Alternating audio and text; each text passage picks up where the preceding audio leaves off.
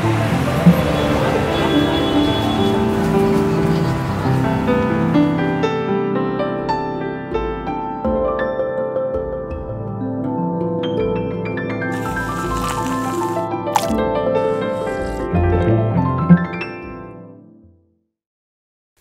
ձեզ։ Այսօր սաբոտաժի տաղավար եմ հրավիրել Հայաստանի Հանրապետության կրթության, գիտության, մշակույթի, սպորտի նախարարի տեղակալ Դանիել Դանիելյանին։ Իսկ մինչ մենք կսկսենք մեր հետաքրքիր եւ կարեւոր զրույցը, խնդրում եմ ակտիվ լինել մեր YouTube-յան ոդքասթի մեկնաբանությունների դաշտում, հավանել մեր էջը եւ առաջարկություններ անել, ինչ հարցեր են ձեզ հուզում հետագա հաղորդումների համար։ Ողջույն, պարոն Դանիելյան, ինչպե՞ս եք։ Բարև ձեզ, արտակարգ։ Ուրախ եմ, որ այսօր հենց դուք եք իմ հյուրը, որովհետև բազում հաղորդումներ եւ հյուրեր ունենալուց հետո հասկացանք, որ առանց պետական աջակցության մենք չենք կարող այն հարցերը, որոնք արծարծվում են մեր հաղորդման շուրջ, առաջ գնալ եւ ահա այսօր հենց այն օրն է, որ մենք հրավիրեցինք ձեզ, դուք մշակութային հարցերով պատասխանատու եք եւ ձեր գործունեության մեջ բավական լայնածավալ կետեր են դրված, որոնք պետք է կյանքի կոչվեն եւ հատկապես գրահրատարակչական ոլորտը, որ մեր հաղորդման հենց բուն թեման է, մեր հաղորդման թեման ընդհանուր առմամբ մանկական գրականության կարևորությունը, գիրք ընթերցելու կարևորությունը փոքր տարիքում, դեռ վաղ տարիքում երեխայի, որի հետևանքում է կամ չէ դառնում այն մարդը, որը հետագայում դառնում է լավ քաղաքացի, լավ գիտնական, գրագետ մարդ։ Այնպես որ շնորհակալ եմ, որ այսօր իմ հյուրն եք։ Ես եմ շնորհակալ հրավերի համար։ Սիրով կպատասխանեմ բոլոր ձեր հարցերին, անգամ սաբոտաժային։ Հուսամ։ Եվ իդեպ պիտի խնդրեմ նույն սաբոտաժը դուք փորձեք անել, որովհետև երբեմն հյուրերը կարծում են սաբոտաժը պիտի իրենց հանդեպ արվի։ Ես սպասում եմ նաև ձեր սաբոտաժային հարցերին։ Պարոն Դանիելյան, մի փոքր ուզում եմ անդրադառնամ ձեր ուղուն անցած։ Իդեպ ես հաճելիորեն զարմացա, երբ իմացա, որ դուք երաժիշտ եք, այն էլ խմբավար։ Եվ տխրեցի, երբ տեսա կենսագրության մեջ, որ դուք 90-ականներին կարծես թե ավարտելով Հայաստանի Պետական կոնսերվատորիան եւ այդ արժանավայել մասնագիտությունը խմբավարի, որ դուք ունեք, հեռացել եք Հայաստանից եւ ապրում եք Ֆրանսիայում, կարծեմ ի սկզբանե հենց Լիոն քաղաքում եք եղել եւ մի ահռելի ուղի եք անցել եւ իսկապես շարունակել եք ձեր խմբավարության ամբողջ ճանապարհը հավատարիմ մնալով այդ մասնագիտությանը, մարդիկ երբ որ լքում են իրենց հայրենիքը եւ հայտնվում են օտար մի միջավայրում, կարծես թե ամեն բանի համաձայն են, ամեն բանի գնում են եւ շատ գնահատելի է, որ դուք կարողացել եք շարունակել ձեր մասնագիտության։ Խնդրում եմ մի փոքր պատմեք այդ անցած ուղու մասին։ Սիրով, ավարտեցի Ռոմանոս Մելիքյանի անվան պետական ուսումնարանը, այսօրվա քոլեջը, հետո կոնսերվատորիա, հետո ընդունվեցի ասպիրանտուրա, զուգահեռ աշխատում էի արդեն հանրային ռադիոյում եւ Հայ փոքրիկ երգչներ միազգային ասոցիացիայում որպես խմբավար։ Օ, իմ սիրելի երգչախումբը։ Այո։ Եվ այնպես ստացվեց, որ ես հասկացա, որ ուսման ծարավ եմ մնացել դեռ եւ հասկացա, որ Հայաստանում շունչս կտրվում է։ 90-ականներին, եթե հիշում եք, ունեինք քաղաքական ուրիշ ռեժիմ, շատ վատ, դե ասեմ, որ հնարավորություն չէր տալիս արվեստագետներին հատկապես իրենց գործով ապրել, իրենց գործով կայանալ, զարգացում ապրել։ Սա նշում եմ, որ տարբերության մասին հետո կխոսենք 30 տարի անց ինչ կա Հայաստանում, ինչ ունենք այսօր, սա շատ կարևոր է։ Այդպես մեկնեցինք Ֆրանսիա Լիոն քաղաք եւ ինքս իմ առջեւ դրել էի նախապայման, որ եթե գնամ, պետք է պարտադիր շարունակեմ եւ հենց դա էր միտքը, որ կարողանամ սովորել, գործունեությունս այնտեղ ուրեմն զարգացնել, դառնալ խմբավար։ Եվ այդպես էլ եղավ, շարունակեցի սովորել Ֆրանսիայում, սկսեցի արդեն խմբավարական գործունեությունը, 22-23 տարի աշխատել եմ Լիոնի օպերետայի թատրոնում որպես խմբավար, որպես արտիստ, որպես երգիչ, որպես պրոդյուսեր, նույնպես անգամ եղել է, որ ես ինքս եմ գրել հեղինակային գործեր, ուրեմն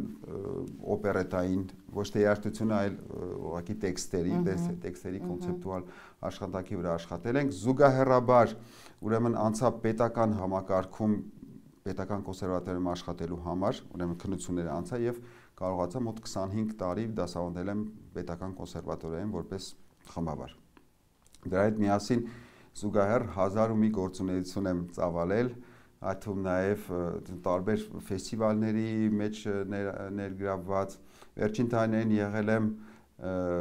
ուրեմն ժողովրդական համալսարան է կոչվում, 6 տարի եղել եմ տնօրեն այդ ժողովրդական համալսարանի, դրանից հետո քաղաքականությունը կամաց սկսեց ինձ կանչել եւ վերջի 3 տարին Հայաստան տեղափոխվելուց առաջ եղել եմ Լիոն մետրոպոլիայի ուրեմն Դեսին քաղաքում փոխքաղաքապետ։ Մի խոսքով կարող երկար խոսալ։ Մի ահռելի ուրեմն շրջան է կանցել, փուլ է կանցել ձեր մասնագիտության մեջ այդ ուղին հարթելով եւ բազմակողմանի նաև կարծես թե կազմակերպչական հարցերով ոչ միայն երաժիշտ, այլ նաև այդ ամենը մեր օրերում ինչպես անվանում ենք մենեջմենթը կարողանալով տիրապետել։ Ինչ եք կարծում ձեր պարագան, այն պարագան էր, երբ ասում են գնամ դրսում կրթվեմ, լավ կրթություն ստանամ, որ վերադառնամ հայրենիքիս ծառայեմ, թե իսկապես այն խեղդող մթնոլորտն է եղել, որտեղ դուք ձեր անձնական աճի, մասնագիտական աճի համար չկարողացաք գտնել այստեղ ճանապարհներ եւ հեռացաք Հայաստանից։ Դե այստեղ միանշանակ ասում եմ, ես հասկացա, որ փակուղի ենք գալիս եւ շատ դժվար է լինելու։ Հատկապես կարող եմ նշել այն փաստը, որ ինչ որ սակագներ կար, ինչ որ դպրոցի տնօրեն դառնալու համար, կաշառակերության մասին է խոսքը։ Ինչ որ դպրոցի տնօրեն դառնալու համար այսքան պետքա վճարեիր, չգիտեմ, ուսուցիչ կամ պրոֆեսոր դառնալու համար այսքան պետքա վճարեիր եւ այլ եւ այլ։ Միանշանակ ես մերժեցի այդ խաղահալ։ Ես ասեցի կգնամ փորձառություն ձեռք կբերեմ, Հայաստանը միանշանակ մնացել է իմ սրտում եւ այդ բազմաթիվ իմ ծավալած գործունեությունների շրջանակներում միշտ եղել է Հայաստանի համար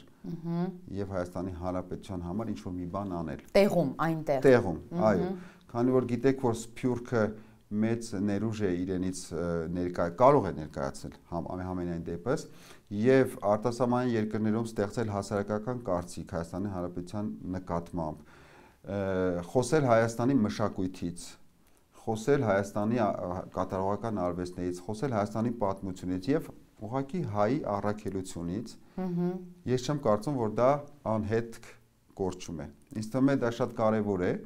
եւ հիմա էլ մենք մեր գործողությունների մեջ այստեղից Հայաստանից այդ կետը անպայման կա։ Եթե մենք գնում ենք հյուրախաղերի, մենք գնում ենք այնպես, որ ներկայացնենք մեր ձայնը, ներկայացնենք մեր պատմությունը, մեր արվեստը, կատարողական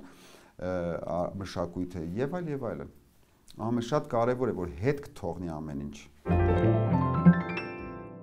Պարոն Դանելյան, ձեզ հրավիրեցին Հայաստան աշխատելու եւ դուք վերադարձաք, թե դուք վերադարձել եք եւ հետո ձեզ նախարարությունում առաջարկեցին այս աշխատանքը։ Չէ, ինձ հրավիրեցին, ես վերադարձել եմ միայն այս առաքելությունը կատարելու համար։ Հրաշալի։ Պարոն Դանելյան, վերադառնալով մեր բուն, այսպես ասած, թեմային, մեր հաղորդաշարի, եկեք զրուցենք գրահրատարակչական ոլորտից եւ հատկապես շեշտադրում անենք մանկական գրականության ոլորտին, բայց հարցս սկսեմ հենց ձեզանից, դուք ձեր մանկության տարիներին ինչ հիշողություններ ունեք կապված գրքի հետ, ձեր երևակայության զարգացման համար արդյոք գիրքը, մանկական գիրքը, գրականությունը, ընթերցանությունը դեր է խաղացել, կամ գուցե հենց մասնագիտությունն ընտրելու մեջ շատ է պատահում, երբ մենք մի ֆիլմ ենք դիտում, մի գիրք ենք կարդում եւ հանկարծ որոշում ենք հենց այդ ուղին ընտրել։ Ձեր մանկության ժամանակ գրքի դերը որքանով է եղել մեծ ձեր կյանքում, ձեր ընտանիքի կյանքում։ Կխոսեք մի փոքր այս մասին։ Սիրով, քանի որ շատ մեծ է եղել, իմ ծնողները եղել են ինտելեկտուալ մասնագիտություններ ունեցող մարդիկ եւ իմ ընտանիքում բնականաբար կարդալը եւ կապը մշակույթի, գիտության եւ այլ մտավոր ուրեմն ոլորտի հետ միշտ եղել է։ Ես սկզբում ես չեմ հիշում մի պահ, որից հասկացա, որ այդպես պիտի լինի, իմ համար միշտ այդպես է եղել, որ պիտի կարդաս բնական վիճակ է եղել, բնական շատ բնական վիճակ է եղել, գիտելիքը, եթե ուզում ես գիտելիք, դա գրքի մեջ է։ Այսօր կարող ենք ասել, որ այդ գիտելիքները նաև կարող են սրության եղած վիճակով, չգիտեմ, տարբեր հարթակներում, կայքերում, այսինքն on-line գտնես, բայց այն ժամանակ չկար այդ 80-ականների 90-ական չկար եւ գրքի մեջ էր այդ գիտելիքները եւ բնական ձևով կարդում էի, ինձ համար չգիտեմ ինչու ժամանցային գրականությունը թեկուզ լինեն հեքիաթային կամ շատ չի ձգել, ես միշտ ինֆորմատիվ գրքեր կամ ինչ որ ընթերցանություն ժամանցային նկատի ունեք գեղարվեստական գրականությունը, գեղարվեստականին ուշ եկա, ահա, գեղարվեստականին ուշ եկա, կասեմ ինչու համար, բայց ի սկզբանե օրինակ ես հենց վաղ հասակից ինչ որ պատմականներ, ասենք թվեր կար, իրադարձություններ կար, դրանց մեծ ուշադրություն էի դարձնում, որովհետև իրական էր իմ համար, փոքր երեխայի աչքերով, դեռ իրականը ավելի հետաքրքիր էր, քան թե ասենք ստեղծագործած հորինած հերոսները, լիրիկա եւ այլն։ Մի խոսքով այդպիսի գրականություն էի հիմնականում կարդում։ Ու դից բնական ձևով ոչ մի արհեստական երևույթներ չի եղել։ Բայց հիմա մի քիչ առաջ մենք խոսում էինք նախքան սկսելը հաղորդում, մենք խոսում էինք շատ հետաքրքիր արդեն զրույց էինք ունենում։ Ասացի, որ եթե ես լինեի այսօր 5-6 տարեկան երեխա, ես կկարդայի ավելի հեշտությամբ հենց այդ գրականությունը, ժամանցային, այսինքն գեղարվեստական գրականությունը։ Ինչու համար, որովհետև միգուցե դա է եղել պատճառը, այն ժամանակվա գրքերը շատ հրապուրիչ չէին տեսքից։ Եվ ես հասկացա, որ ունեի գեղագիտական ինչ-որ ճաշակ, գույներ, ինչ-որ երևույթներ, որը չէր բավարարվում, ինչ-որ հրատարակչություն, որը շատ տնեց հուսադրող չէր այդպես։ Այսօր ինչ տեսնում եմ մանկական գրականության մեջ, տպագրության որակ, մատուցման որակը, մատուցման ոճը, դա շատ կարևոր է, ես կարծում շատ այն առաջի մուտքի դուռն է դա, ինձ թվում է։ Թե ոնց է խմբագրված, թե ինչ նկարներ կան, ինչ գույներ կան, գիրքը ոնց է մատուցվում, եւ հիմա արդեն մենք կարող ենք խոսել, թե ինչ միջավայրում է մատուցվում գիրքը, որտեղ կգանք գրադարաններ, գրախանութներ, գրատների մասին։ Ես կարծում եմ, որ միայն դա կարող է հուսադրել, միայն կարող է երեխային բացել այն աշխարհը, որտեղ մի մեծ աշխարհ առանց սահմանների աշխարհ, գրականության աշխարհը եւ ընթերցանության ուրեմն սեր ու ցանկություն տալ։ Այսինքն ձեր հետազոտություններով, ձեր աչքով տեսանելի, որ կարողանում եք համեմատել, այն սերունդը, որ ձեզ հետ է մեծացել, չուներ դեպի գիրք այն հմայքը, որը այսօրվա երեխան կարող է գտնել։ Դուք զգում եք այսօր տարբերություն, հիմա, որ այս տարիներին Հայաստանում եք, խոսքս մանկական գրքերի հրատարակությունների մասին է։ Դուք տեսնում եք տարբերություն կամ եթե կարող ենք նույնիսկ ասել միջազգային հետազոտություններ անելով, չէ՞ որ դուք ապրել եք Ֆրանսիայում եւ վստահ եմ ձեր երեխաների համար կարողացել եք զատել այն գրքերը, որոնք կբերեն նրանց դեպի ընթերցանություն։ Հայաստանում այժմ կա այդ միտումը, որ գրահրատարակչական ոլորտում մանկական գիրքը դարձնել գրավիչ երեխայի համար։ Միանշանակ, դա ակնհայտ է։ Ես հեռվից հետևել եմ ինչ-որ չափով զարգացումները, հիշում եմ, որ իմ երեխաներին ուզում էի հայերեն տառերը սովորեցնել, հայերեն ընթերցանություն սովորեցնել, մենք այստեղից բերում էինք գրքեր, դե ունեինք այն ինչ-որ ունեինք։ Ես շարունակում եմ այստեղից գրքել տանել իմ այնտեղ, ձեր գրքերից 2 հատ շնորհակալ եմ։ Երաշտական գրքերից հիշում եք փոխանցեցի երեխաներին եւ ուղղակի տարբերությունը սարեր ձորերի մեր գեղեցիկ հայերենով ասած տարբերություն է, որովհետեւ ամեն ինչ է փոխվել եւ բովանդակության փոփոխություն եմ ես տեսնում։ Այո։ Նույն բովանդակությունները չեն։ Այո։ Եվ բնականաբար խոսեցի արդեն գույների, մատուցման, նկարազարդումների, թղթի որակը, տպագրության գույները ամեն ինչ արված է, որ երեխան ինքը իրեն գրքի որպես առարկա սիրի։ Դա շատ կարևոր է։ Այդ ֆիզիկական կապը, գիտեք, ես համատում եմ գործիքի հետ։ Երեխան գալիս է, մենք ասում ենք ինչ որ հայրիկը կամ մայրիկը ինչ որ ցանկություն ունի, ասում ենք եկեք դաշնամուր սովորի, էլի։ Բայց այդ երեխան միգուցե փորձեր կլարնետ կամ, չգիտեմ, հոբոյ կամ դուդուկ, նա կարող է ավելի շատ հավաներ, դա ֆիզիկական կապ կա։ Դու գործիքի հետ հպվելու եւ զգալու գործիքը, ձայնը, ամբողջ մի 2-3 ժամ անցկացնելու ես մենակ երկխոսության մեջ հետ ես լինելու այդ գործիքի հետ։ Եվ դա հաշվի չենք առնում մենք։ Մենք ասում ենք մենք ցանկություն ունենք գիտար սովորի, դաշնամուր սովորի, ինչ որ տենց ու երեխան հետո ասում ենք բայց ինչի՞ չսովորեց։ Գիրքը նույն պատմությունն է։ Ինչ չէ որ ինքը մեկուսանալու է, երեխան կլինի պատանին կլինի, թեկուզ մենք պետք է ինչ որ ժամեր անցկացնելու ենք տետ-ա-տետ այդ առարկայի հետ եւ պատմության հետ, գրքի միանշանակ բովանդակության հետ։ Մեկը, չգիտեմ, կիսապարկած է ընթերցում, մեկը նստած, մեկը կանգնած, միաժամանակ ուրիշ գործողություններ է անում։ Մի խոսքով, բայց կա այդ ֆիզիկական կապը, որը որ կարծում եմ հենց դրա մասին է այդ գունազարդումները եւ գրքի, ասում եք, որակ, թղթի որակը, ներկայացման ձևը, ֆորմատները։ Այո։ Դրանք է շատ կարեւոր են։ Հարմարավետ չափը մենք հիմա հաշվի ենք առնում նույնիսկ այդ բաները։ Այո, ծնողները շատ հաճախ իրենց ցանկությունները կամ չիրականացած երազանքները, այսպես ասած, տեղափոխում են այդ բեռը երեխաների վրա եւ երեխաները ճկռելով այդ բեռի տակ շատ հաճախ ձախողում են իրենց ճակատագրերը եւ իմիջիայլոց մեր գրքերում հիմա մենք շատ ենք սկսել աշխատել հենց այս թեմաների վրա, մեր պատմություններով իսկ խորհուրդ տալով թե ծնողներին, թե երեխաներին, ծնողներին խորհուրդ տալով այդ բեռը չտեղափոխել երեխաների վրա եւ թողնել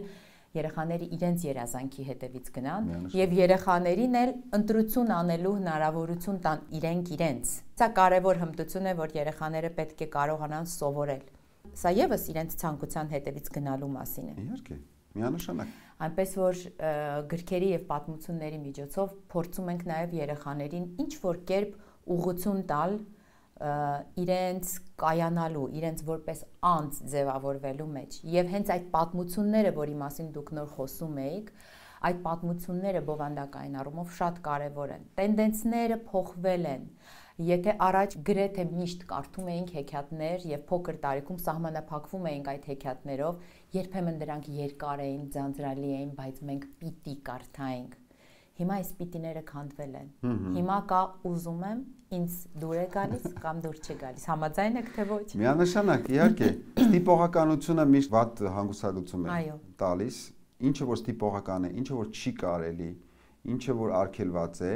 միևնույն է երեխաները պիտի շրջանցեն, այսինքն երեխան ինչա իր գործունեությունը ինչու՞մն է կանում, նա պետքա փորձարկի կյանքը, նա պետքա փորձարկի ամեն ինչ։ Ձախողումներով։ Չէ՞ որ մենք ձախողումների վրա ենք սովորում։ Դե ծնողները ինչի՞ց են վախենում, երեխայի ձախողվելուց եւ դրա համար փորձում են թելադրել իրենց ձախողումները, որպեսզի չկրկնվի։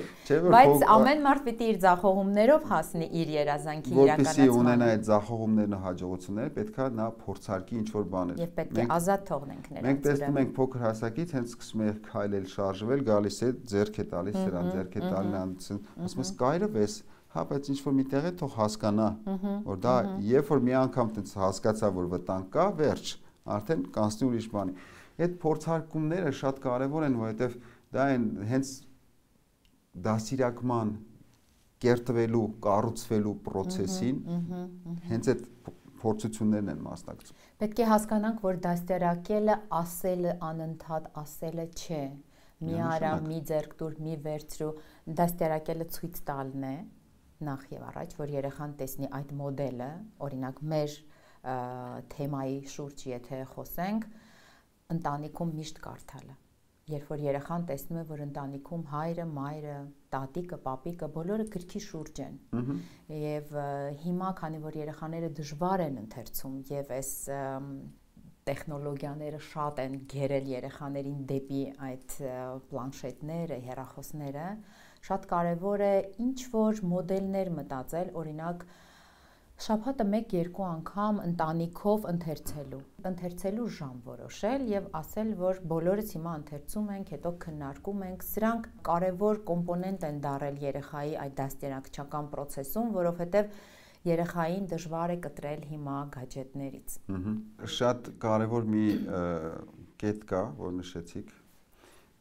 դա օրինակ ցույց տալն է։ Այսինքն մենք չենք կարող երեխային ասել, գիտես, դու մի նայիր սոցցանցերը կամ հեռախոսը կամ էկրանները, բայց այդ պահին սենց նայում ես դու ինքդ քո Facebook-յան էջը,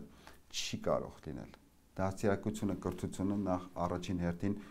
սիմվոլների վրա է, օրինակ ցույց տալու վրա է։ Եվ այդ լավ միտք է, որ մեկ ես մտովի հիշեցի իմ մանկության պահերից մի որոշ հատվածներ ընտանեկան ընթերցումները շատ անգամ լինում էր, որ դե երեխա ենք, եղբորս հետ, այն ժամանակ երրորդ եղբայրս չկար, շատ փոքր էինք, որ ուզում ենք մեզանով զբաղվեին, դոներ գնում ենք, տեսնում ենք հայրիկը իր գործերով գրում, չգիտեմ ինչ որ կար, մայրիկը այնտեղ իր գործերով կարդում է եւ այլն, ասում ենք ինչ անենք, մենք էլ գնանք։ Մի բաներ մենք զբաղվենք։ Այսօր ծնողները իրենք պիտի կրթվեն նաև, որ հետո կարողանան երեխաներին ցույց տան հենց այդ կրթությունը։ Այսինքն, եթե դու իսկապես նստած հեռախոսի մեջ թերթում ես քո սոցիալական էջը, չես կարող երեխայից պահանջել դրանից ավելին։ Միանշանակ, այսօր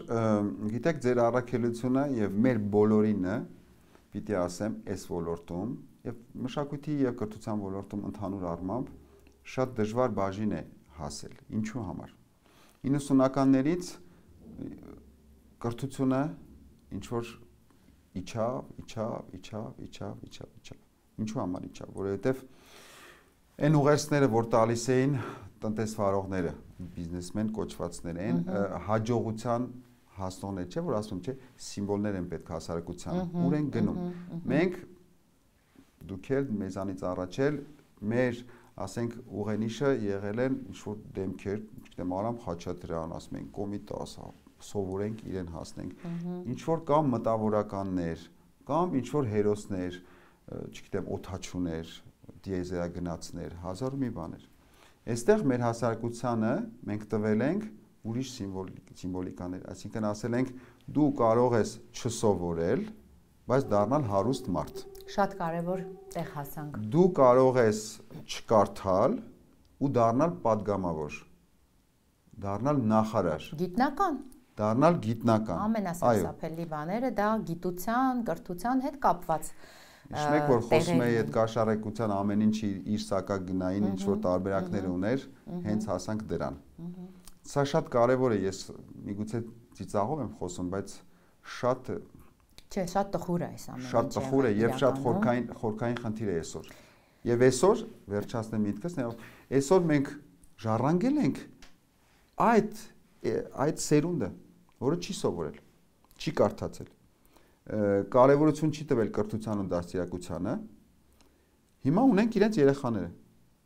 միգուցե իրենց թոռներին արդեն։ Ինչպես անել։ Այս ամեն ինչը շատ կարևոր է։ Մենք պետք է արձանագրում ենք սա, ես չեմ ուզում քննադատել, արձանագրում ենք այսպես է։ Հիմա ինչ ենք անում, որ փոխենք, ուրեմն ալիքը փոխենք։ Ինչ է անում պետությունը, մշակույթի, կրթության նախարարությունը այս առումով։ Ունեք արդյոք ռազմավարություն։ Միանշանակ։ Երկարաժամկետ, կարճաժամկետ, մի փոքր ընդմիջարկելով ասեմ, որ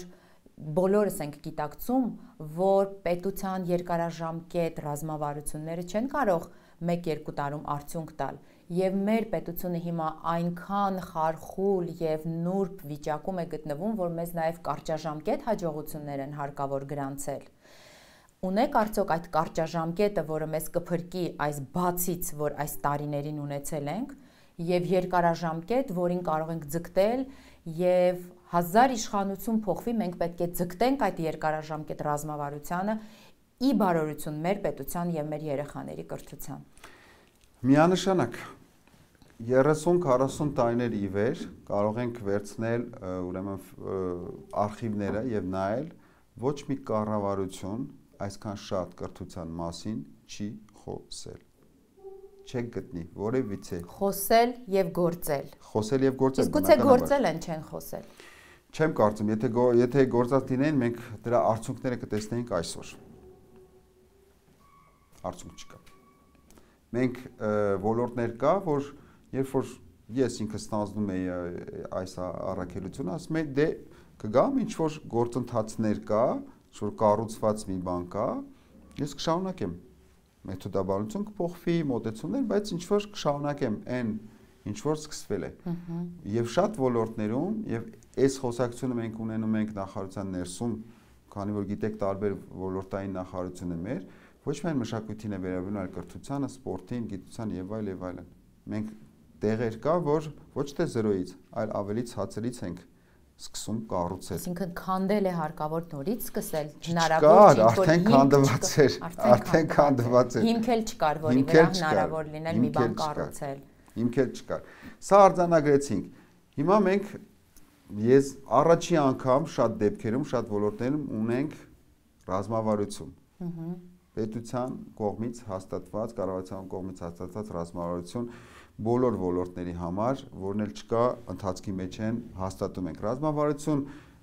ունենալը ինչ է խոսում։ Դա խոսում է երկարաժամկետ գործողությունների եւ ուրեմն քաղաքականություն ունենալու մասին։ Հենց դրա մասին է խոսում։ Այսինքն, երբ որ դու հաստատում ես մի ռազմավարություն, ասում ես մենք այստեղ ենք, արձանագրում ես եղածը եւ ասում ես պետք է գնանք հասնենք այդտեղ։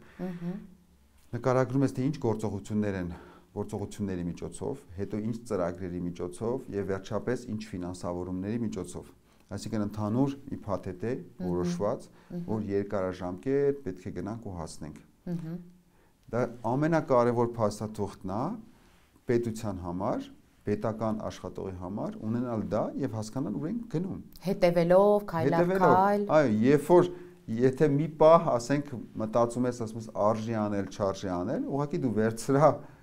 այդ ռազմավարությունը, դու կհասկանաս արժե, թե չարժե։ Պետք է, թե պետք չէ։ Հասկանում եք, շատ կարևոր փաստաթուղթ է մեր, ասենք, հիմնական կարևոր փաստաթուղթը, որ դրա վրա կառուցենք հաջորդ։ Մենք ունենք արդեն այդ փաստաթուղթը։ Մենք ունենք միանշանակ մշակույթի ոլորտում այդ փաստաթուղթը առկա է եւ դրանից հաջորդող գործողություններն արդեն սկսում ենք իրականացնել։ Մշակույթի օրենսդրության հիմունքների մասին օրենքի մեջ մեծ փոփոխություններ իրականացեցինք այս տարի։ Օրինակ տեսեք, կարող եմ մի քանի օրինակ բերել ինքնազբաղ արվեստագետները։ Այսինքն դուք կարող եք ինքնազբաղ արվեստագետ համարվել, քանի որ ինքներդ առանց ոչ միտեղ հաստիկային աշխատելու գործունեություն եք ծավալում։ Մեր սիրելի օպերատորը, նկարիչը, քանդակագործը, չգիտեմ, մուլտիպլիկատորը, անիմատորը, այո, որոնք որ չեն աշխատում ինչ որ մի պետական կամ ինչ որ մի մասնավոր հիմնարկում որպես հաստիկային աշխատող։ Ինչ ֆինանսավորումներով պետք է առաջ տանել այդ ծրագրերը, Տեսեք, հիմա իրենք արդեն որպես սահմանում, որպես այդ եզրույթը գոյություն ունի օրենքով, այսինքն դուք կարող եք ասել ես ինքնազբաղ արվեստագետ եմ, իսկ իմ օրինակ սահմանումը ամրագրված է օրենքով։ Այն ժամանակ եթե ասեիք, կարող ենք ասել, հա, բայց լավ, հասկանում ենք ինչի մասին է խոսքը, բայց ոչ միտեղ ամրագրված չէ։ Կան ենթաօրենսդրական ակտեր հիմա ընթացքի մեջ են, օրենքը մի քանի ամիս առաջ է ընդունվել, պետք է կառավարության որոշումով ուրեմն իրագործվեն, հաստատվեն եւ դրանից հետո ինքնազբաղ արվեստագետները առաջին անգամ իրավունք ունենան մրցութային դրամաշնորհների մասնակցելու եւ ստանալ պետական աջակցություն իրենց ծրագրերին։ Պետական ֆինանսավորում, այսինքն միջի այդ միայն կառույցները, կազմակերպությունները իրավունք ունեն մասնակցելու, ստանալու եւ իրագործելու։ Հիմա որպես ինքնազբաղ արվեստագետ կարող եք գալ։ Այո, քանի որ նախկինում այս մարդիկ անպաշտպան էին շատ, չունեին հնարավորություն որևէ տեղից աջակցություն ստանալու եւ ստիպված էին դիմել մասնավորին։ Այո։ Այն էլ կստացվեր, չէր ստացվի։ Այո, մենք ունենք հենց ռազմավարության կետերից է դա ինքնազբաղ արվեստագետային աջակցություն։ Օրինակ, դուք ուզում եք գնալ մասնակցել ինչ-որ միտեղ փառատոնի կամ ինչ-որ կոնֆերանսի կամ ինչ-որ միջոցառման ձեր ոլորտի համար։ Մենք աջակցում ենք ձեզ ձեր ավիատոմսի ուրեմն գումարով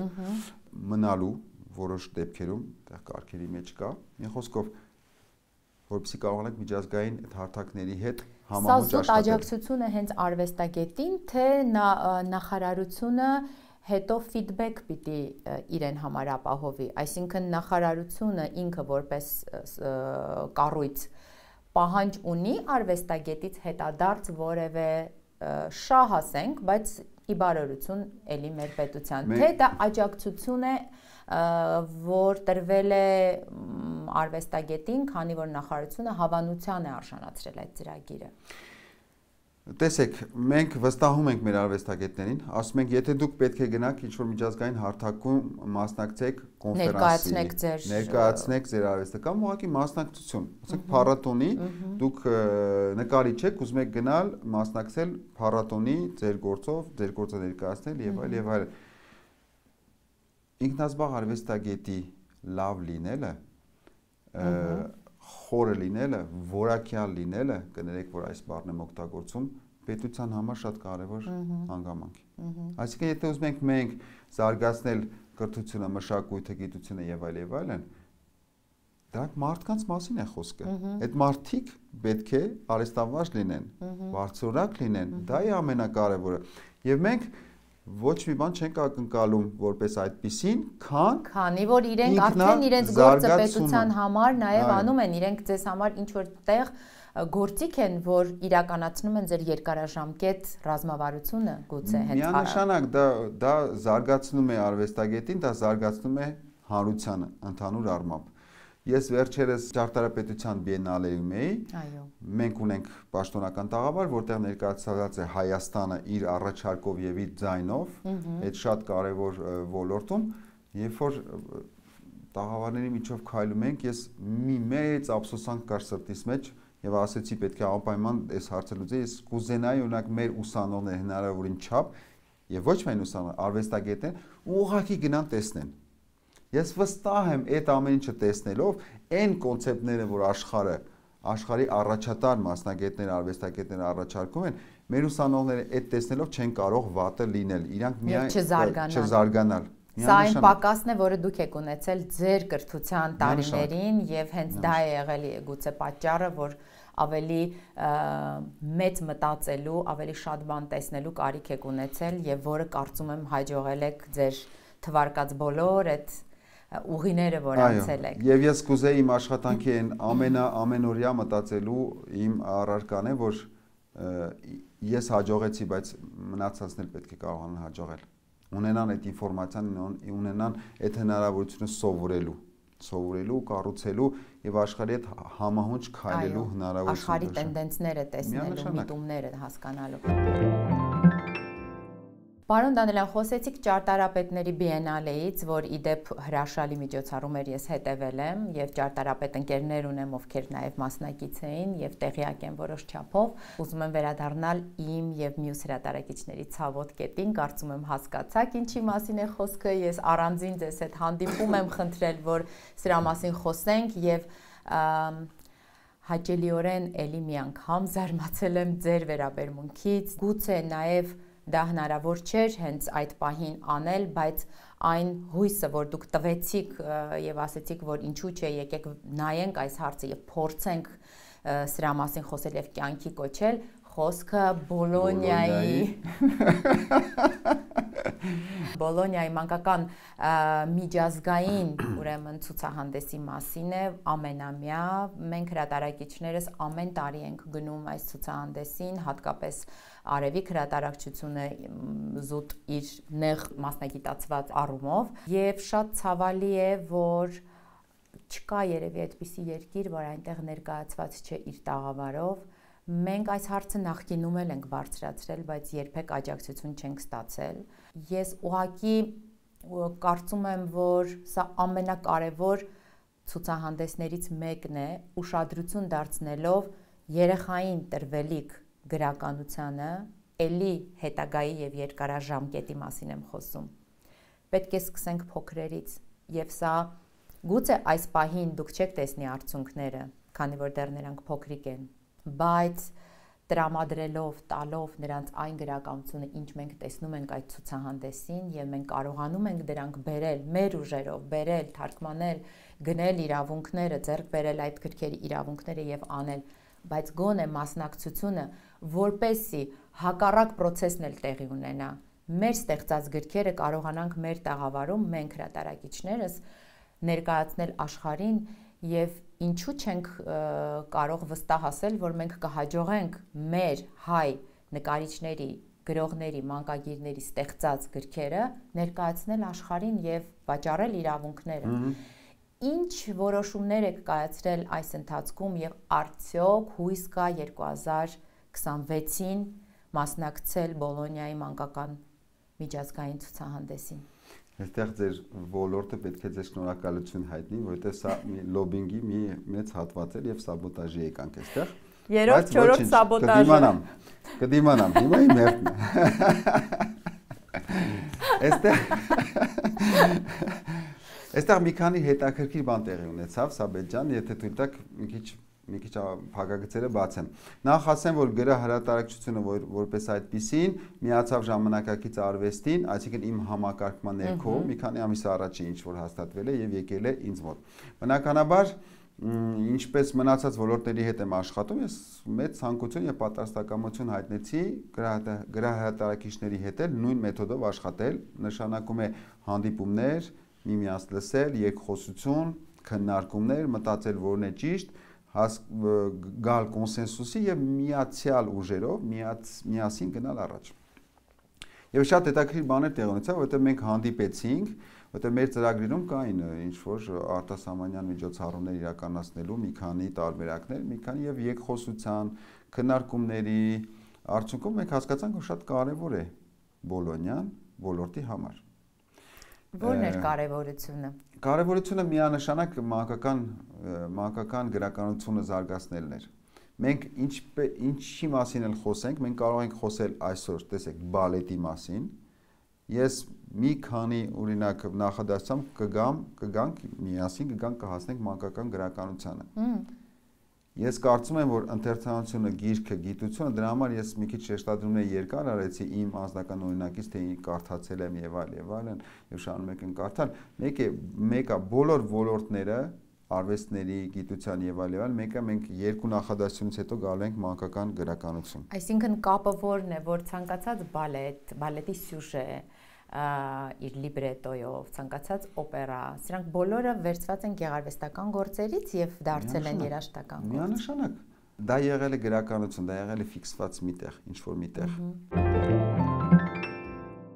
Պարոն Դանելյան, վերջին տարիներին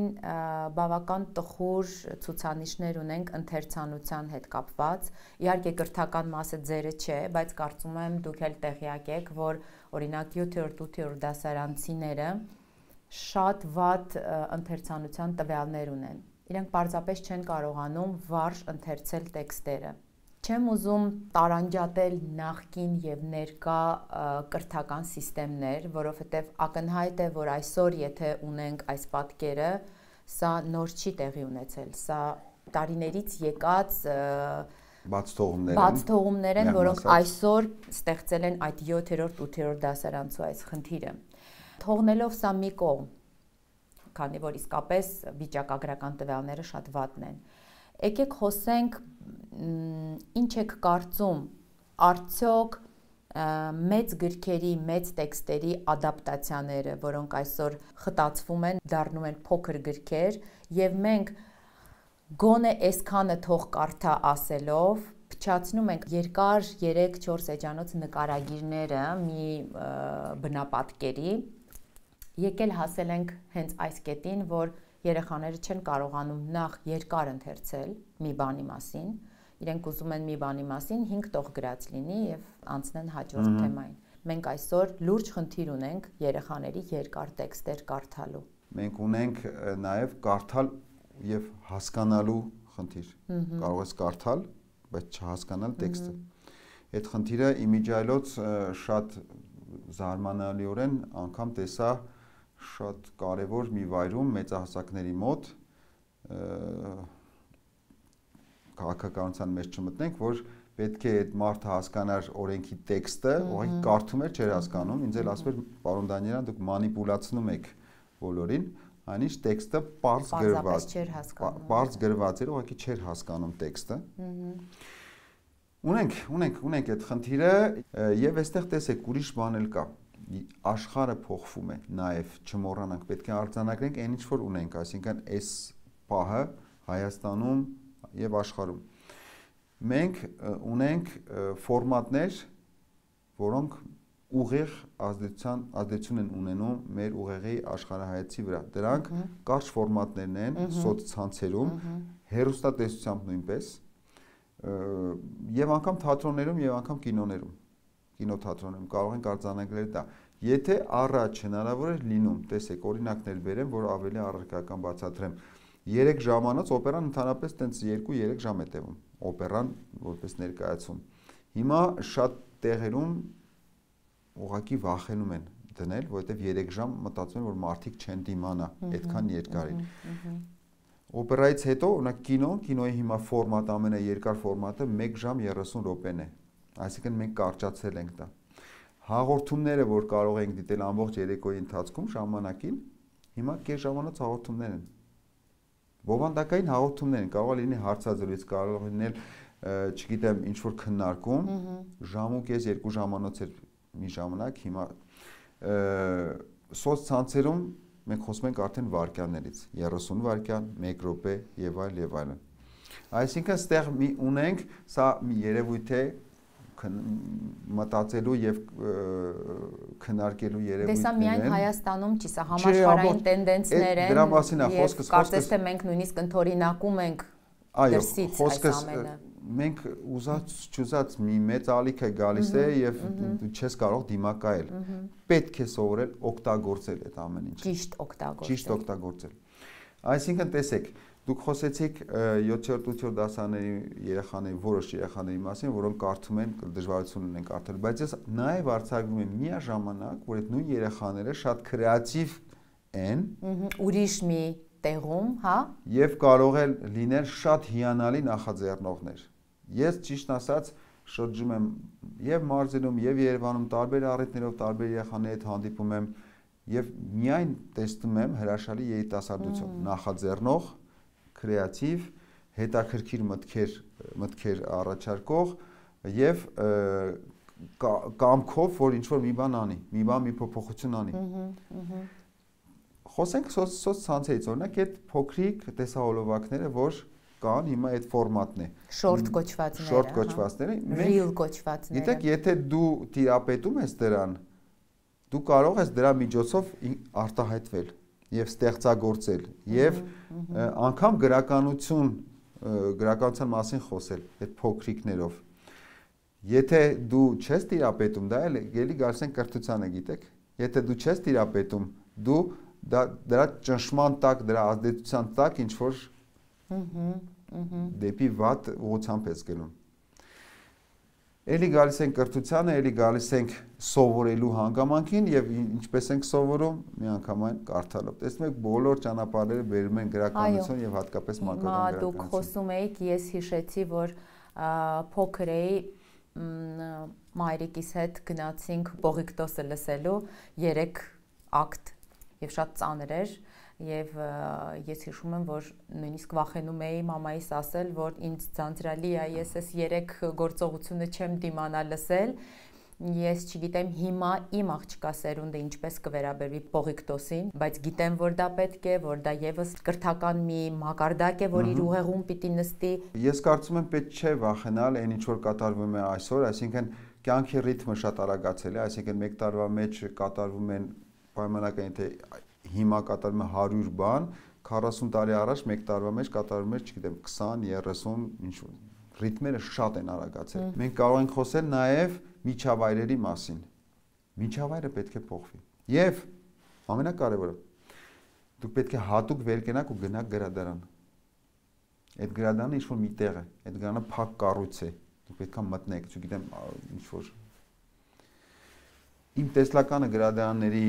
ընթերցանության եւ այլն հասանելիությունն ամենտեղ եւ ամեն վայրում։ Էլեկտրոնային եւս ոչ միայն ֆիզիկական։ Մենք այս պահին խոսում ենք օրինակ թատրոնների հետ, թե ոնց անել, որ մեր թատրոններում լինեն հատվածներ, գրատնային հատվածներ, չլինի գրատուն, բայց ինչ որ հատված լինի, որ մարդիկ անգամ չգնեն, բայց տեսնեն։ Աչքին սովորացնենք։ Հետո միգուցե այնպիսի մեխանիզմ մտածենք, որ գնեն իրենց թատրոնի տոմսի հետ կամ օպերայի տոմսի հետ կամ չգիտեմ երաժշտության տոմսի հետ փաթեթային ինչ-որ մի փոքր գիրք գնեն, մանկական ներկայացում է մանկական գիրք կամ նվիրենք, մենք այդ տոմսի արժեքը այնպես մտածենք, որ գրահրատարակչի հետ նվիրենք, տեսել ես արդեն։ Մենք սրա փորձը ունենք, մեր գրատանը նորաբաց, մենք ունենք մի մանկական կրթական սենյակ, որտեղ նաև ընթերցանության վրա շատ մեծ շեշտադրում է դրված, այստեղ ուրեմն մենք նաև ներկայացումներ ենք խաղում եւ հետաքրքիր է, դե նոր բան չեմ ասի իհարկե, ներկայացումները մեր հրատարակած գրքերի հիման վրա է, պատմությունների հիման վրա են որոշ ներկայացումներ եւ ակնհայտ է, երբ ներկայացումը ավարտվում է, երեխաները եւ ծնողները անմիջապես փնտրում են հենց այդ գիրքը, որ գնեն եւ ձեր նկարագրած այս մոդելը, որ ներկայացումների ժամանակ ընդհանրապես գրքեր միշտ դրված լինի, ամենուր հնարավորինս շատ գիրք դրված լինի, որ գոնե աչքը երեխայի սովորի եւ սա որպես մշակույթ ձևավորվի երեխայի մոտ, որ գիրքը պարտադիր կոմպոնենտ է իր ապրելակերպի։ Խոսեցիք իմ Ֆրանսիայի կյանքից, իմ վերջին ռեալիզացիան, որ Ֆրանսիայում արել եմ, դրանից հետո արդեն տեղափոխվեցի Հայաստան, եղել է իմ քաղաքում քաղաքային գրադարանը, որ ունեինք, նույն վիճակներ։ Ես խոսում եմ 2021-22 թվերից։ Բոլորովին վերջերս։ Բոլորովին վերջերս, այնպես չի, որ Հայաստանում ինչ որ, Ֆրանսիայի մասին եմ խոսում։ Նույն գրադարաններ, ոչ մեկ չէր մտնում այդ գրադարան։ Եվ մտածեցինք, ասում ենք մենք ահագին գումարներ ենք ներդնում, քաղաքապետարանը մեծ գումարներ ներդնում, ինչպես անենք, որ այդ գրադարան դարձնենք ավելի ատրակտիվ ընթերցողի համար, երեխաների, երիտասարդների եւ մեծերի։ Եվ այդպես քննարկելով, մտածելով, ուսումնասիրելով այլ երկրների փորձերը նաև, մենք հասկացանք, որ բազմաֆունկցիոնալ է պետք լինել։ Այդտեղ ընդհանուր վերանորոգում արեցինք, փոխեցինք գույները, դարակների գույները, փոխեցինք ուրեմն մոտեցումները։ Հիմա այդ նույն գրադանում ունենք հատվածներ, որտեղ երիտասարդները գալիս են այդ պուֆիկ կոչվածների վրա, կարող են կիսապարկած, որը որ չէին կարող պատկերացնել մի քանի տարի առաջ։ Կիսապարկած կարթան, միտեղ երաժշտություն է տեղի ունենում, երեկոներ, միտեղ առավոտյան ինչ-որ ընթերցումներ են տեղի ունենում, միտեղ էքսպոներ, միտեղ, բայց ընդհանուր առմամբ դա կատարվում է գրադարանում։ Այսինքն փոքր շտրիխեր, որոնք երեխային կամ ընթերցողին տալիս են այդ մթնոլորտը, կոմֆորտը ընթերցանության։ Մեր հյուրերից մեկը իդեպ պատմեց, որ վաղուց ինքը չի կարողանում գեղարվեստական գիրք ընթերցի եւ անդադ այդ ինֆորմատիվ գրականության մեջ է շատ կարոտել էր գեղարվեստական գիրք կարդալու հաճույքը եւ ասում եմ մի օր հանկարծ հասկացա ինչու նա բանը։ Ես չունեի տան մեջ այն անկյունը, որտեղ ես կարող եմ նստել կարդալ եւ ես գնեցի հենց այն աթոռը, որը ինձ պետք էր դնել հենց այս միջավայրում, վառել այս լամպը եւ ասում եմ սկսեցի ես ընթերցել։ Սա այն միջավայրն է, որի մասին դուք պատմում եք եւ հետաքրքիր մի փաստ նշեմ, ամերիկյան մշակույթի մեջ գրադարանային այս մոտեցումները ֆանտաստիկ են։ Ես ապշած եմ եղել, երբ որ Ամերիկայում տեսել եմ գրադարանային մշակույթը ինչ ակտիվ է։ Մարդիկ անսահման քանակությամբ են այցելում գրադարաններ, լեփ-լեցուն։ Ինչն էր սրա գաղտնիքը եւ ինչ մեխանիզմով են սա կարողացել անել, ես չգիտեմ, սա հավանաբար հենց ձեր հետազոտելու կետն է, բայց իսկապես ամերիկյան այդ իրականության մեջ գրադարանային մշակույթը մի ահռելի տեղ է զբաղեցնում մարդկանց կյանքում։ Այո, դա շատ հետաքրքիր օրինակներ են, այնտեղ կա նաև բիզնես կոմպոնենտը, ինչը որ պակաս գնահատելի չէ։ Այսինքն ինչ որ կառույց է ստեղծվել, որտեղ կա բազմաֆունկցիոնալ մոտեցում, հազար ու մի բան, եւ նաև բիզնես, այդ կառույցները ինքնաբավ են եւ կարողանում են աշխատել։ Եթե գանք մի օր դրան, մենք ուղղակի ուրախ կլինենք։ Բայց պետական աջակցությամբ են գրադարանները բոլոր երկրներում գործում, թե? Չեմ կարծում։ Այսօր Հայաստանում մենք ունենք սրճարան գրադարաններ, շատ չեն, բայց մի քանի հատ կան, որոնք սկսում են գործել, դա շատ լավ ուղերձ է, շատ լավ ուղերձ է ոլորտին, այսինքն մենք խոսում ենք, դա կապ չունի սրճարան կլինի, դա չգիտեմ ուրիշ արտադրություն, մթնոլորտի մասն ենք խոսում, եւ միջավայրի մասն ենք խոսում։ Դուք ձեր գեղեցիկ գրատունը առաջին հերթին ինչը տեսանք դա միջավայրն էր։ Այդ միջավայրում դու ուզում ես մնալ։ 1, դու ուզում ես նայել ինչ կա չկա։ 2, եւ վերջապես եւ հասար ինչ որ մի բանին, եթե մի տեղ էլ ունենանք մնամ մի քիչ ավելի երկար կարդալու, ես ուղղակի երջանիկ կլինեմ։ Մենք ունենք այդ վայրը, եւ երբ որ հաճախորդներին ասում ենք, որ կարող եք գիրքը վերցնել, նստել սուրճի շուրջ, ընթերցել, հենց այդ ձեր ասած բարձերը հատակին դրված են երեխաները, մենք անդադ սովորեցնում ենք մեր այցելուներին, որ կարող եք երեխաներին թողնել այդ փափուկ բարձերի վրա հատակին գիրքը ձեռքին, որովհետև ամերիկյան բոլոր գրախանութներում այս մշակույթը կա, երեխաները գրքերը վերցնում էին եւ այդ շարքերի արանքում միտեղ շունն էր պառկած, միտեղ երեխան գրքով։ Ես հիացմունքս ուղղակի չափ չուներ եւ ես այդ մթնոլորտն եմ ուզում բերեմ մեր գրատուն։ Այո, կարող են գալ, գիրքը վերցնել, նստել ընթերցել, երեխան էլ հատակին կուզի, մամայի կողքը կուզի նստած սուրճ խմելիս ընթերցի եւ սա շատ կարեւոր է։ Զարմանում են, ասում են, վայ ոնց կարող ենք գիրքը վերցնել այստեղ նստել։ Այո, իհարկե կարող եք։ Թերթի նայի, կուզես գնիր, չես ուզի դիր տեղը։ Եվրոպայում էլ ենք տեսնում այդպիսի երևույթներ մեծ գրախանութներում, ինչ որ մի անկյունում երիտասարդները վերցած, այսօր չնայած Հայաստանում էլ կա, բայց այնտեղ ավելի շատ հատակին անգամ նստած ու կարդում են։ Բայց մի հետաքրքիր բան էլ հիշեցի, որ ասեցիք, դուք էլ նկատած կլինեք, դուք կարող եք ամերիկյան կամ եվրոպական ինչ որ մի գրատուն մտնել, ու ասել, գիտեք, շատ տխուր եմ, ուզում եմ մի հատ գիրք, որպեսզի ինչ որ այս նոստալգիկ վիճակներից դուրս գամ։ Ես վստահ եմ, որ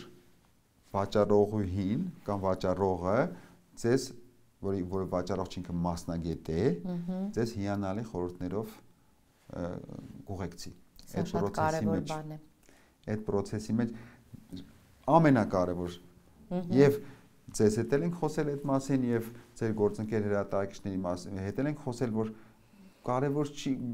դու կարող ես գրքերը դնել, եթե խորհուրդ տվող, ուղեկցող, ես կասեի, չկա, շատ դժվար է ստեղծում կապը եւ շատ դժվար է ստեղծում վաճառքը նաեւ, բիզնես կոմպոնենտը։ Սրանք մարդիկ են փնտրված, որոնց դժվար է գտնել, բայց նշեմ նաեւ մի բան էլ, վերջերս մի արվեստով զբաղվող մի աղջիկ, որ կարելի է ասել բլոգեր է, ինֆլուենսեր է, շատ անկեղծ եւ անաչառ, այսինքն բացարձակ ոչ մեր հորդորով կամ խնդրանքով եկել էր մեր գրախանութ գիրք գնելու եւ մեր աղջիկ խորհրդատուներից մեկը իրեն այնպես էր պատմել այդ գիրքը, այնպես էր նկարագրել, այս աղջիկը Facebook-ում, Instagram-ում գրառում էր արել եւ այդ story կոչված տեղում, հարթակում դրել էր մի տեսանյութ, որտեղ հատկապես նշում էր, որ հազվագյուտ մի բան է ինձ հետ պատահել, որ Արևիկ գրատանը վաճառող խորհրդատուն այնպես էր ճանաչում բոլոր գրքերը եւ այնպես էր բացատրում, որ ես հմայված գնեցի երեխայիս համար այս գրքերը։ Սրանք փնտրված մարդիկ են եւ փնտրված երևույթ է։ Մեր երկրի քաղաքականության հիմնական ուղղությունը, կորիզը բոլոր քաղաքական, բոլոր ռազմավարությունների մեջ կտեսնեք դա մարդկային կապիտալի զարգացումն է։ Միայն այդպես կարող ենք առաջ գնալ, որովհետև բոլոր տեղերը, բոլոր ոլորտներում, որ խոսում ենք, մենք տեսնում ենք, մենք ունենք սակավություն ռեսուրսների, մարդկային ռեսուրսների սակավություն, մասնագետների տկարություն, քչություն։ Այո, գրագետ հատկապես ռեսուրսներ։ Եթե էլի մի քանի նախադասություններ նայենք, մենք գալիս ենք էլի ընթերցմանը, գրքին ու գիտելիքին։ Այո։ Պարոն Դանելյան, ես իհարկե չլսեցի ձեզնից պատասխանը վերջնական Բոլոնիայի ցուցահանդեսի հետ կապված ինչ որոշում եք կայացրել։ Սաբոտաժ։ Արդեն թիվը կորցրել եմ։ Խնդրում եմ ֆիքսեք այս հարցը։ Այս պատասխանը։ Այո։ Եվ այս պատասխանից հետո ես ակնկալում եմ եւս մի հարց, որով եւ կարծում եմ կեզրափակենք մեր զրույցը։ Սկսեցի ասել, որ մենք երկխոսությունների եւ քննարկումների միջոցով մենք հասկացանք, որ կարևոր հարթակներ կան եւ հենց ոլորտը ինքը բարձրաձայնեց դրա մասին, Բոլոնիայի մասին եւ ասեց շատ կարևոր է, որ մենք այնտեղ լինենք։ Մենք միանգամայն լսեցինք դա, արձանագրեցինք եւ հիմա աշխատում ենք, որ դա տեղի ունենա։ Եվ ոչ միայն Բոլոնիայի մասով, այլ հնարավորին չափ տարբեր ավելի հետաքրքիր նույնպես հարթակներ։ Մենք խոսում ենք նաև Հնդկաստանում, ուրեմն հարթակ ստեղծելու մասին, եթե դա կարևոր է ոլորտի համար հիմա Ինչով է պայմանավորված Հնդկաստանը քննարկումներ։ Մենք Հնդկաստանի հետ ընդհանուր առմամբ Հնդկաստան-Հայաստան հարաբերությունների ուրեմն զարգացում է տեղի ունենում հիմա նաև մշակութային, այսինքն բնականաբար մենք խոսում ենք կինոյի ասպարեզի, որ երկխոսություն ունենք կինոյի ոլորտի համար, Քաթարի հետ նույնպես ունենք երկխոսություն եւ հիմա բոլոր այն երկրների հետ բոլոր այն աշխարհամասերի հետ որտեղ կան արդեն երկխոսություններ մենք ունենք ուրեմն առաջընթացներ եւ քայլեր ենք ձեռնարկում միանգամայն մենք դնում ենք գրականությունը եւ ուրեմն գրահրատարակչության ոլորտներն անպայման միացնում ենք դրան այդտեղ բնականաբար մենք քննարկենք միասին թե որն է կարևոր ոլորտի համար, որն է ավելի հետաքրքիր եւ այլ եւ այս վերջերս եղավ նաեւ մենք խնդրեցինք մեր գործընկերներից մեկին գրքի գործակալ, որպեսզի ինքը մեզ ներկայացնի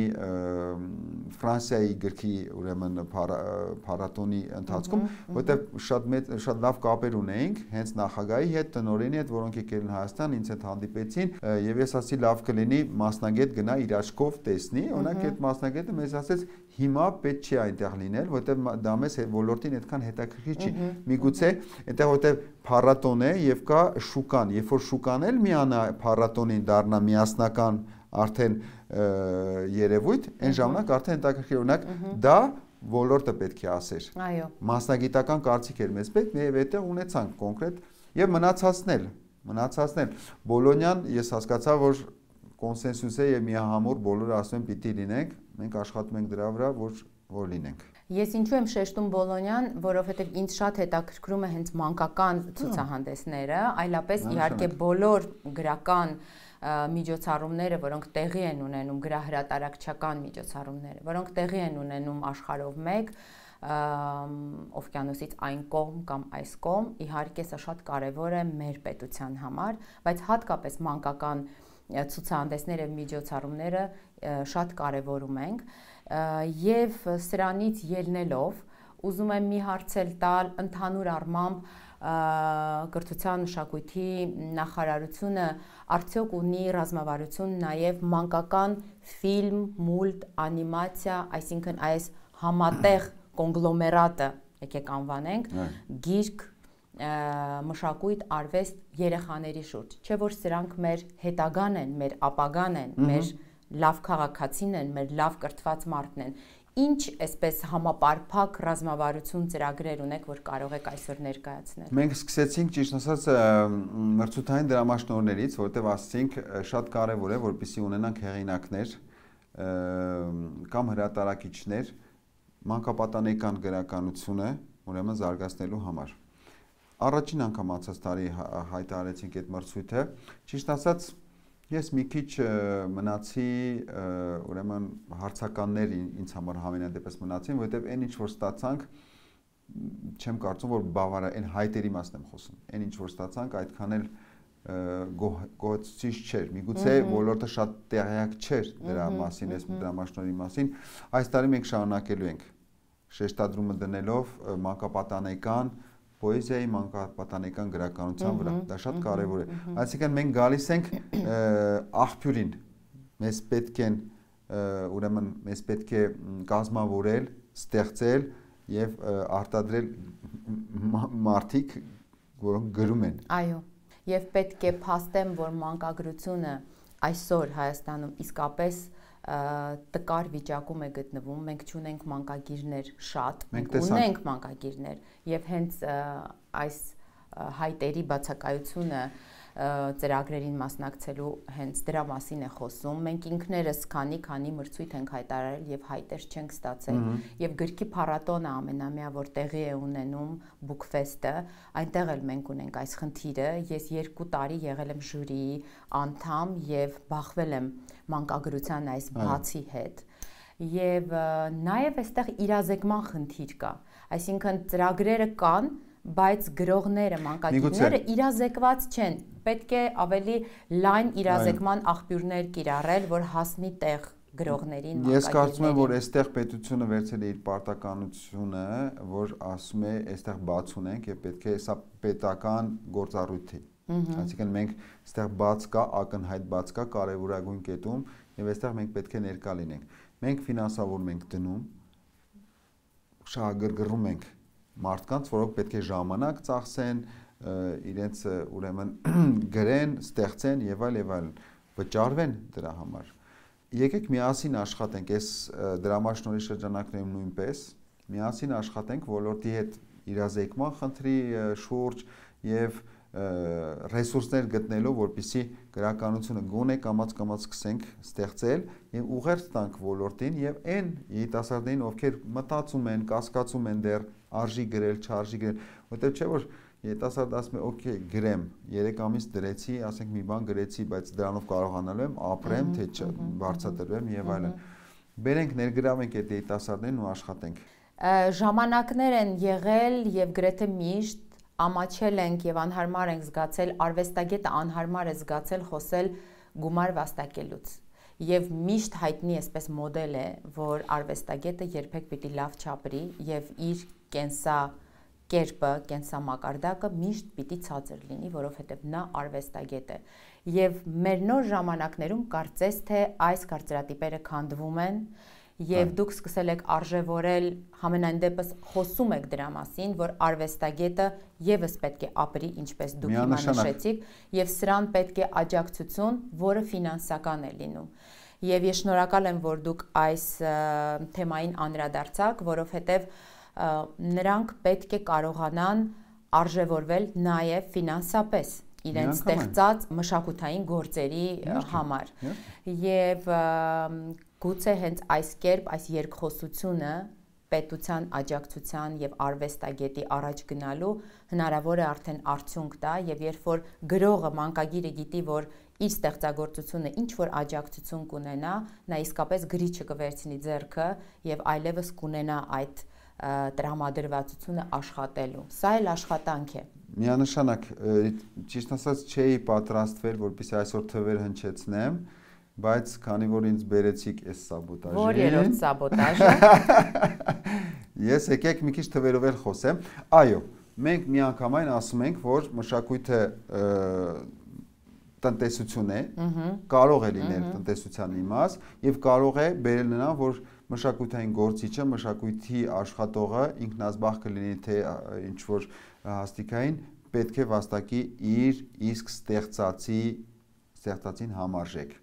Մենք անցած տարվանից անգամ սպորտի հետ համեմատած սպորտում շատ ընդունված կարգեր, գնացիր դառար ինչ որ չեմպիոն, դու ստացար պետական կամ պարգևատրում կամ դրամական խրախուսում։ Նախարարությունը ասեց, իսկ ինչու ոչ մշակույթի ասպարեզում։ Այսօր ունենք գործում է արդեն անցած տարվանից, ովքեր մասնակցում են մեր սիրելի արվեստագետներից, Հայաստանի Հանրապետության, ովքեր մասնակցում են միջազգային հեղինակավոր փառատոներին, մրցույթներին, մրցանակաբաշխություններին, որտեղ ուղակի մասնակցում են, փառատոներ կան, ուղակի մասնակցությունը արդեն պատվավոր է, կամ մրցույթում ինչ որ տեղ են հաղթում, նրանք ունենում են դրամական խրախուսում 1 տարվա կտրվածքով ամսեկան կամ միանվագ։ Խումբն էլ կարող է դիտարկվել որպես ուրեմն մասնակից։ Մենք թվերը կարող եմ ասել 130,000 ամսեկան դրամ, մինչև 800,000 ՀՀ դրամ, միջինը 500-600 հազարի մասին ենք խոսում, ինչը որ շատ հետաքրքիր ուրեմն դրամական խրախուսում է եւ 1 տարվա կտրվածքով։ Օրինակ խումբը կարող է ստանալ միանվագ, դա լինում է 7-8 միլիոնի չափով իր հաջորդ պրոյեկտը ուղղակի իրականացնելու համար։ Դա մեկ։ Երկրորդը մենք հասկացանք, որ մշակույթի տնտեսականացման գնալը շատ ճիշտ երևույթ է, որովհետև եթե ես համեմատում եմ, օրինակ 22-21 թվերին կամ դրանից առաջ, պետությունը ինչ մասնակցություն ուներ մշակույթին եւ ինչ մշակույթը ինքը իրենով ինչքան էր կարողանում գեներացնել, դա 5-10, հետո հասանք 20%-ի մասին էինք խոսում մաքսիմում, այսինքն եթե պետությունը դնում էր 100, ինքը մշակույթը ինքնին կարողանում էր գեներացնել 20։ Այդ 20-ը պետությանը հետ չի գալիս, այդ 20-ը ասեմ, որ մնում է մշակույթի ոլորտում էլ ավելի շատ հետաքրքիր ծրագրեր անելու։ Հիմա մենք 2 տարվա մեջ 23-24 բերել ենք 40%-ի։ Եվ այնպես չի, որ թվերը սկզբնական ներդրումային թվեր, այսինքն պետությունը ինչ որ ներդրել է, ավելացել են։ Ընդհակառակը պետականը մի քիչ էլ քչացել է, բայց ինքը գեներացնում է գումարներ, որոնք որ էլի ներդրվում են, ընդհանուր գումարը շատ ավելի բարձր է եւ պետականը եւ ուրեմն ինքը իրեն գեներացված է, այսինքն մշակույթը կարող է լինել տնտեսականացված, ինքնաբավ, Ճիշտ գեներացված։ Ես չեմ կարծում, որ նախկինում այս գումարները եւ հնարավորությունները չեն եղել, նախարարությունը եւս ունեցել այդ բյուջեն, բայց թե ինչպես են գեներացվել եւ ինչպես է դրանք բաշխվել, սա շատ կարեւոր է, ինչպես կարողանաս արդյունավետ գեներացնել այդ այդտեղ մեխանիզմներ են փոխվել։ Ես մի քանի տարվա մեջ մեխանիզմներ են փոխել, գործելակերպեր են փոխվել։ Մենք խոսում ենք որակից եւ մրցակցությունից, այդտեղ ֆինանսական մոդելներ են փոխվել։ Գիտեք, այսօր հաստատություններ կան, որոնք արդեն միլիարդ 1 միլիարդ դրամից ավելի բյուջեներ ունեն տարեկան։ Այստեղ մենք ունենք նոր, ուրեմն տնօրենների խրախուսման նաև ծրագիր, որը այս տարվանից իրագործում է, արդեն իսկ ամփոփել ենք առաջին երամսյակի, ուրեմն երամսյակը եւ ուրախությամբ կարող եմ հայտարարել, որ այսօր պետական հիմնարկների տնօրեններ ունենք, որոնք որ 2 միլիոնից ավելի դրամ ստացել են որպես պարգևավճար։ Որտեղից կարող են իրազեկվել այս բոլոր մանրամասների մասին մարդիկ, գրողները, մանկագիրները, ռեժիսորները, որտեղ կարող են գտնել այս ամբողջ ինֆորմացիան եւ դիմել այս ծրագրերին, պարոն Դանելյան։ Նախարարության կայքը շատ ակտիվ է, կարող ենք Facebook-յան էջնել, իմիջայլոց անընդհատ ինֆորմացիաներ կան, շատ այս մրցույթների մասին հայտարարվում են, բաց դրված են այս մրցույթները։ Ամեն ինչը բաց է, ամեն ինչը թափանցիկ է կայքերով, բայց մեր աշխատանքային սկզբունքը նաև ավելի, ասինքն մարդկային կապը պահելու համար, կարծում եմ, որ ոլորտային միություններ ունենալը շատ հետաքրքիր երևույթ է, որովհետև եթե ունենք մենք տեսեք գրահրատարակիչների միություն, որը ուղիղ երկխոսության մեջ է նախարարության հետ։ Միանգամից եւ իրազեկում կա, եւ քննարկում կա, եւ կոնսենսուսներ կան, եւ մտքերի փոխանակություն կա, շատ կարեւոր է այս հանգամանքը։ Եւ կարծում եմ, որ հենց գրահրատարակչության ոլորտում առաջարկը մեր եղել է, որ ունենակ միություն։ Այո, ընթացքի մեջ է։ Ընթացքի մեջ է եւ ես կարծում եմ շուտով արդեն կլինի եւ շատ կարեւոր է կինոյի ասպարեզում մենք ունենք այդ միությունը եւ շատ լավ գործում է։ Վերջերս օրինակ մենք շատ հետաքրքիր բովանդակալից քննարկում ունեցանք օրենսդրական փոփոխությունների։ Այո, կինոյի օրենքը ընդունեց, կարծեմ, որ ահռելի աշխատանք է տարվել ամբողջ։ Հիմա փոփոխություններ պետք է տեղի ունենալ եւ մենք ասում ենք ոլորտը դուք եկեք միասին աշխատենք, օրենսդրական փոփոխություն տեսնենք որտեղ խոչընդոտներ կա ձեր գործունեության համար, օրենսդրական փոփոխությունները համապատասխան կատարենք, օրենսդրական ակտերը կընդունենք, դուք դաշտը, այսինքն պետությունը ինչ պետք է անի, դաշտը ձևավորի, միջավայրը ձևավորի, որ դուք կարողանաք 100 պատշաճին աշխատեք։ Պարոն Դանելյան, շնորհակալ եմ, որ այսքան բաց եք։ Շնորհակալ եմ, որ այսօր սաբոտաժի հյուրն եք եւ բազմաթիվ սաբոտաժեր տեղի ունեցան մեր տաղավարում։ Ձեր կողմից հատկապես։ Բոլոնյանից թվում է մենք միասին ենք գնալու։ Այն որ ասում էի դուք էլ ինձ սաբոտաժեք, սաբոտաժեցեք։ Եվ կարողանալ ընդվզել եւ սաբոտաժել ծնողներին։ Երկրորդ սաբոտաժը ունենք։ Չափի մեջ։ Չափի մեջ։ Երրորդ, չորրորդ սաբոտաժը։ Կդիմանամ, հիմա իմ հերթն։ Սկզբից հաղորդումը սկսեցինք կես ժամ 40 րոպեով, սկսեցինք գրել, որ այսինչ քիչ է, այսինչ քիչ է, էլի ենք ուզում, հետո դարձրեցինք 50 րոպե, մի ժամ 10-15, լսում են ինչև վերջ։ Իսկ հիմա կարող եք երկու սերիայով սարքել։ Ես այնտեղ կոֆե ունեմ։ Հեսա կգնանք նորը կսարքենք։ Ֆրիստայլ է։ Դանելյանի հարցաշարը թողեցինք, ընկանք իրար հետ զրուցելով։ Հա, մի եկա բաներ գրել ենք, էդ էլ թողենք հաջորդ սերիային։ Այսօր ձեզ եմ ուզում ներկայացնել Վիլյամ Սարոյանի առակները։ Վիլյամ Սարոյանի առակներ գրքում ներառված են Բիթլիսից եկած իր ազգականների հիշած ուսանելի առակները, ինչպես նաև Կալիֆոռնիայի Ֆրեզնո հայաշատ քաղաքում ապրող ծեր ու մանուկ հայերի մասին հետաքրքիր պատմություններ։ Գիրքն ունի յուրօրինակ կառուցվածք, կենտ աջ էջերում պատմությունները տեղադրված են բնագրի լեզվով, անգլերենով, իսկ զույգ ձախ էջերում հայերեն թարգմանությունները,